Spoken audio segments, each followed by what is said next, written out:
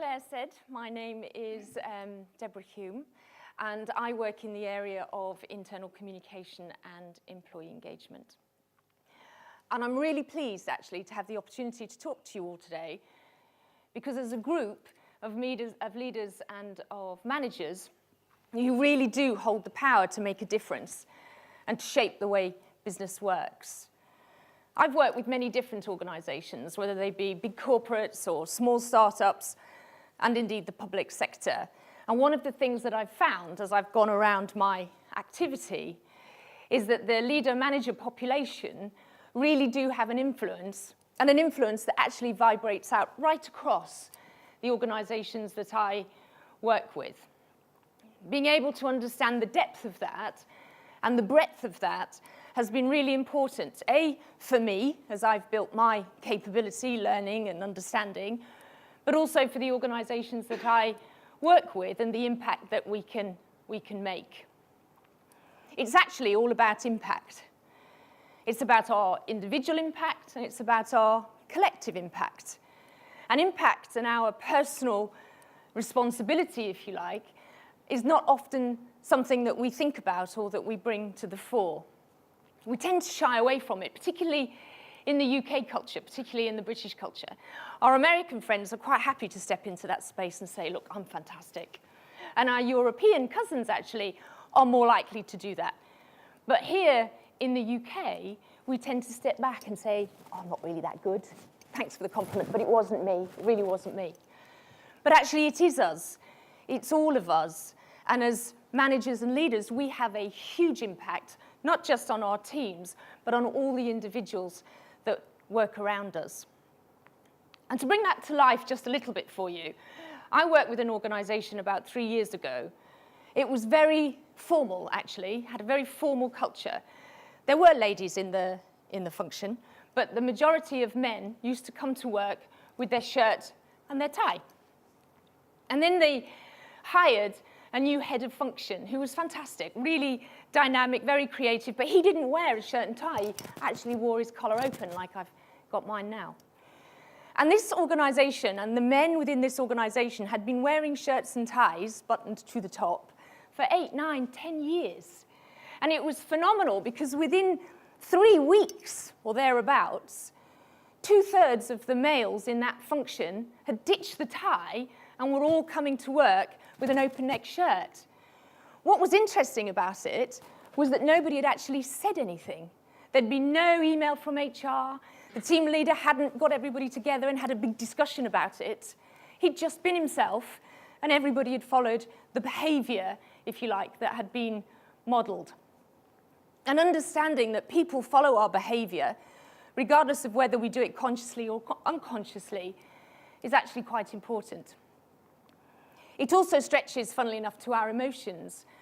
One of the things that they've actually found now is that our emotions really do, as John Grint said, who's a leadership academic, they really do travel through organizations like electricity through wires, and they go that fast.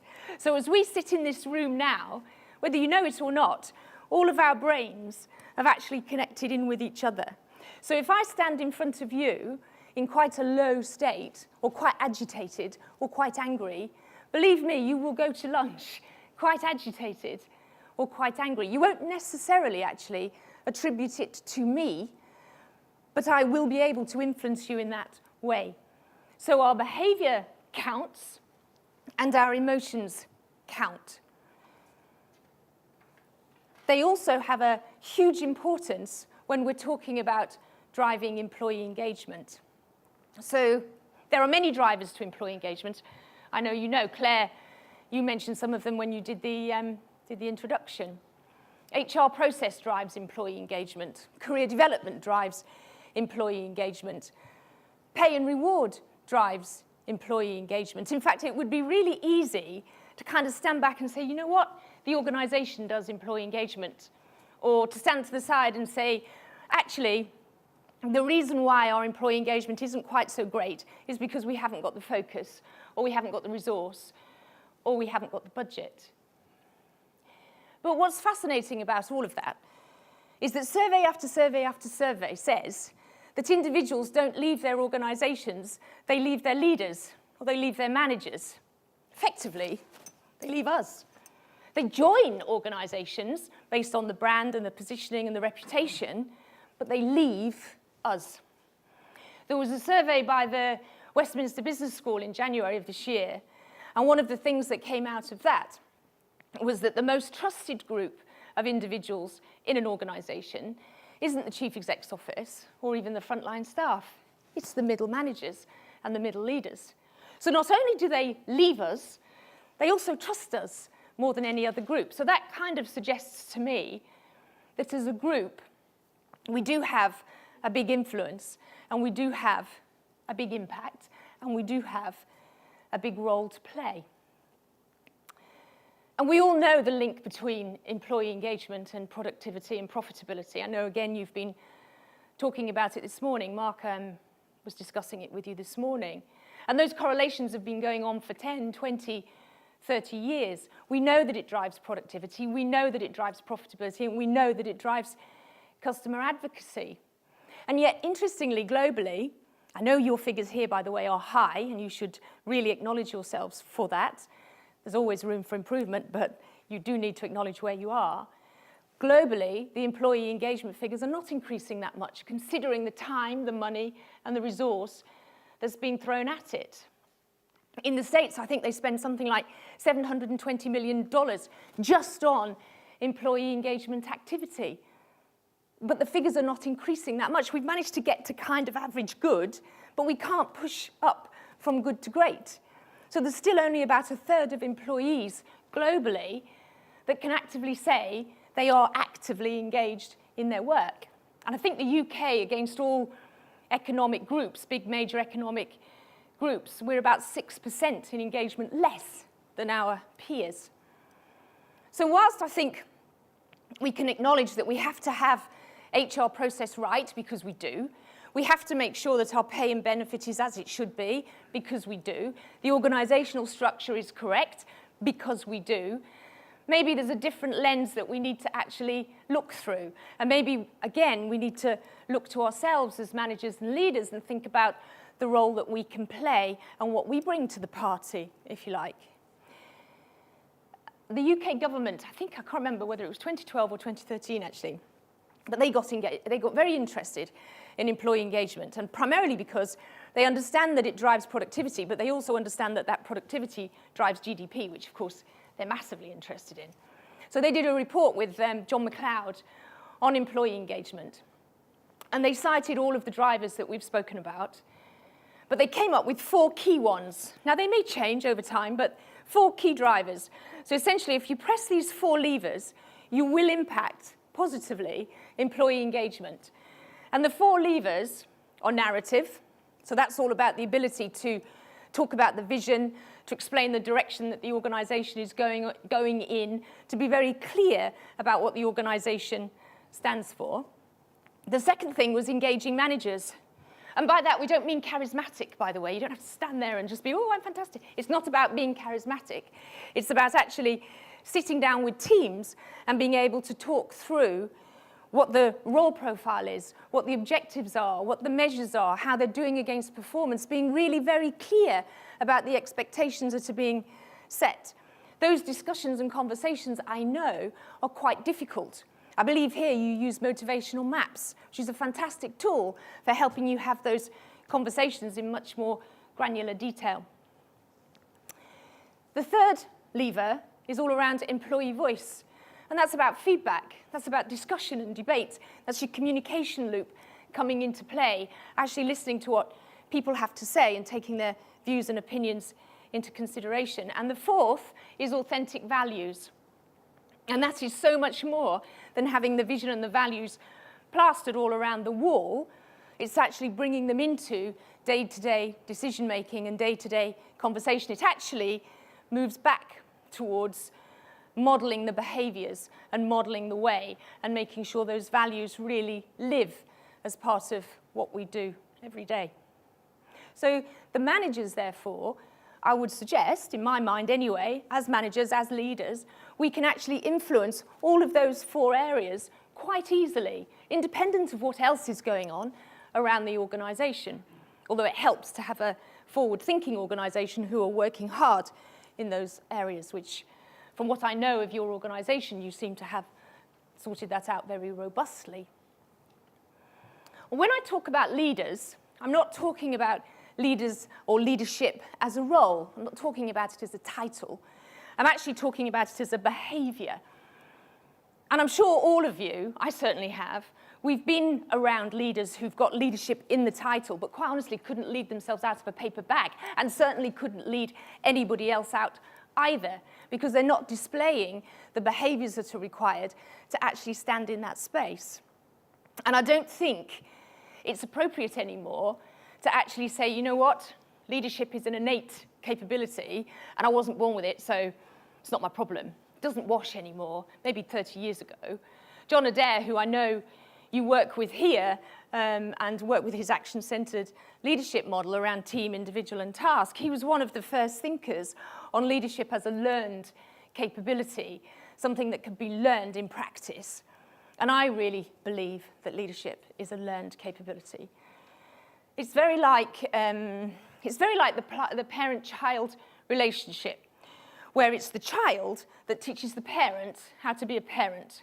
So you can read the books on being a parent, you can talk to your in-laws, you can talk to your friends, you can talk to your partner, you can talk to whoever, but it's only when you actually put it into practice and stand into that space and start to interact with that child at various stages of its existence and listen to the feedback that's coming back that you really learn how to be a parent. And some of us never learn how to be a good parent, by the way, but it's only when you put it into practice that you have an opportunity to learn. And leadership is the same. It's something that can only be learned, rather than taught, in practice. So it's only when you step into the space of leadership and you actually start putting into practice the things that you've read about it, and there's plenty to read.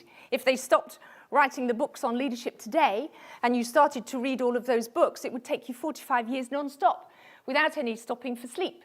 So there's plenty to read, but it's only when you actually step into the space and you start to listen to the feedback that's coming to you and reflect on how you have behaved in a certain situation that you can really start to hone your leadership capabilities and build, if you like, your leadership practice. And it is a lifelong journey. The interesting thing about leadership is, whilst there are many models, there are also certain ways of thinking that if actually we follow and involve ourselves in certain practice, we can improve our leadership. So those actually map quite interestingly back to the employee engagement drivers. So for example, good leaders actually know how to tell a good story. They're very good at sharing the vision. They're also very, very good at modeling the way. I think I need you to move the slide on, Vic, sorry, thank you. They're also very good at modeling the way, and they're also extremely good at collaboration and listening. All absolutely critical skills when it comes to helping build the leadership capability. So if we can concentrate on those areas, we will almost by default start pressing some of the levers that actually start to drive employee engagement. And it's not easy, it's a really difficult task. So if I look at my own journey, yes, I lead teams now and I do different things, but it's not been easy. I was born and brought up on a farm. So the majority of my conversation for the first 16, 18 years of my life was with animals, cows, pigs, horses, cats, whatever. And also it was a very male-dominated environment, so you had to learn to be quite direct and hold your own. And a spade is a spade. It's not an extractor for soil, it's a spade, and that's what you call it. So whilst that gave me certain strengths, it also, as I started to lead teams, highlighted certain weaknesses. So for example, I can be quite clear in terms of vision and where I want to go, and I will communicate it to people, but my empathy is practically zero. So what I don't realize is I've left a whole tsunami in my wake. And you know, that's taken quite a lot of coaching, NLP, practice, step out, fail, practice again, do it again, through many, many years to start building that capability. I'm much better at it now. Actually, I think my teams would say I'm okay now. I'll never be brilliant, but I'm okay. But it's a daily reflection and a daily consideration. It just doesn't happen like that. It's something that we all have to work at. So, employee engagement is not easy. There is no golden ticket. Leadership capability and learning is a choice. Leadership is absolutely a personal choice. We either want to step into that space or we don't. And it's difficult. And it's not something that can happen in 5 minutes. One of the things that is happening, though, these days, which I do find quite fascinating, is that there are a lot of developments going on in the world of neuroscience. So people are examining our brains in much more detail than they've ever done in the past, which actually, from a leadership point of view and understanding behavior, is really important. So we know now, for example, we used to think that fear was a motivator. It's not. Fear is absolutely not. Fear, absolutely, they have now proved, makes us completely stupid. When we are in a fearful situation, our decision-making capability reduces to practically nothing. And fear can be conscious or unconscious. So conscious, there's a truck coming and I can't get out of the way, fear. Unconscious, something's happening in the organisation, I think it's going to affect my job, but I don't really know, and they haven't really told me, and I don't really know whether I'm going to keep my job or not. Unconscious. Shuts down the decision-making, not just for the individual, but whole teams and entire organisations. The way that you mitigate that is through your open discussion and debate, the transparency of what's happening and listening to the feedback. The other thing they found about the brain is we can't multitask. And believe me, women can't do it either. It's a fallacy. So if I am typing and somebody's talking to me, I am either making mistakes in my typing or I'm not listening to a word that person is saying. But I'm actually not doing both. I'm not doing both. Completely 100%. It doesn't matter how much I think I'm doing both, I'm not doing both. So I either stop typing and listen to what's being said, or I get my important email out and ask the person just to hold for 5 minutes so I can concentrate on what they're saying. So it's all quite interesting stuff, and there's lots of it. Far too much for me to discuss with you here today. But the bit that is important, I think, and does link back to the conversation around leadership capability and engagement, is what they're finding about how to keep brains healthy and happy. And that's really interesting, because if you were to lose all of your faces and your personalities, and you were just 60, 70 brains on the top of spinal columns looking at me, there are 4 things that I actually need to consider. And this may change as our understanding of the brain grows, but there are 4 things that I need to think about to make sure your brains stay calm, stress-free, and happy. One is, I have to create a sense of attachment. Attachment is really important. We have it since birth. We have it from birth. And attachment, when we get into the organisational setting, comes from trust. So if we're working with teams and in organisations where there's a high level of trust, our sense of attachment will be very high, and then we're in a very balanced, good state. The second thing is pleasure maximisation, which is this fear thing I was talking about earlier. We lean towards pleasure and we move away rapidly from fear. So the more, as an organisation, we can be open and transparent in our communication, the more we can create pleasurable experiences and move away from fear state, the more happy the brain will be. And the third thing is self-esteem. And self-esteem is really important on 2 levels, actually. As an individual, in different levels, because I know we're all different, and I guess this comes out of your motivational map activity as well, but generally, as an individual, I need to feel that I'm valued, and I need to feel that I'm good at what I'm doing. And I get a big buzz from that. I also, though, need to feel that you think I'm valued, or that you value me, and that you think I'm good at what I'm doing. Because if you don't, or if I don't, I get all stressed and out of sync. And that comes from, that self-esteem piece, comes from, again, feedback. It comes from you talking to me, telling me, giving me feedback on how I'm doing, letting me know when maybe I'm not doing so well, but more importantly, telling me how I can improve, or putting me in a situation where you're using my talents instead of playing to my weaknesses, which happens a lot. And then the final thing around the brain is autonomy and control. We all need to feel that we're in control, even if it's just a little bit. And the autonomy and control doesn't mean that we have to all be chief exec or we have to all be MD. If I'm in a work situation and I need to leave at 5:15, but I'm supposed to leave at 5:30, if I feel that I can clear my desk, sort everything out, and go at 5:15, it gives me an enormous boost in terms of the autonomy and control I have over my existence. So when we're very, very clear with our people and we explain to them what it is the expectation is, and then let them get on with it with the right checks and balances, it gives them a huge sense of autonomy and control.